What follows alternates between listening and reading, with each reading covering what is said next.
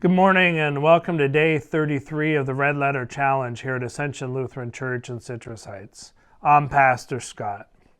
Our red letters today actually come from the book of Acts, Paul quoting Jesus, who said, "It is better to give than to receive." It's better to give than to receive. Paul quotes Jesus as he is saying goodbye to the church in Ephesus. This isn't from the book of Ephesians, but it's recorded that Paul is saying goodbye to the church in Ephesus, preparing them for the fact that he will not be around anymore, and encouraging them to continue to be generous with one another and generous with the community. And he quotes Jesus. We don't know where Jesus initially or originally said this, but Paul quotes Jesus in this part of the text.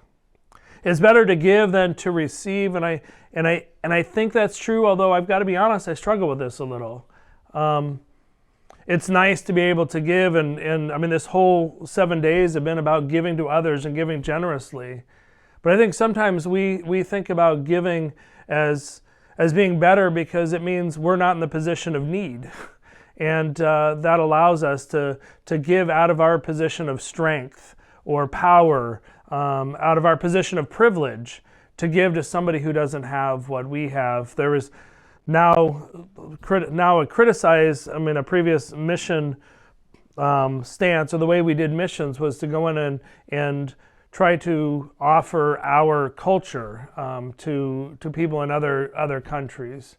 And now we understand it's actually meeting people where they are and helping meet their needs where they are, and encouraging them in that, and not trying to make them like us, like that we are coming in as the Savior to bail them out, to give to them so that we feel good about what we're doing. It is good to give, absolutely, and Paul even quotes Jesus as saying that. But I also think it's important to remember that it's in that giving and that receiving that Jesus is present. And those of us who are in a position of having been blessed need to. Yesterday, Jesus told the rich young ruler to give everything he had away, sell everything he had, and give it all to the poor.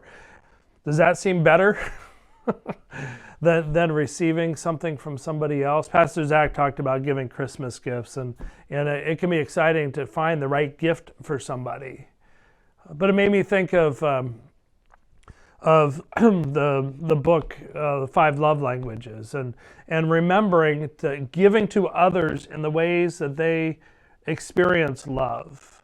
If I think a good gift is to give you something that I would want, and you don't receive it the same way, it wasn't as good a gift. I wasn't as thoughtful to you. I was thinking about myself and what I would want.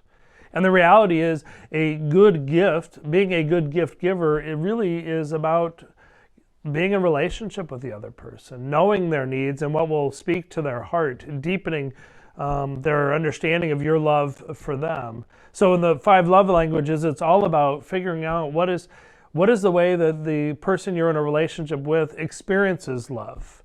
So for you, it may be acts of service. It may be gifts, right? It may be touch, words of affirmation.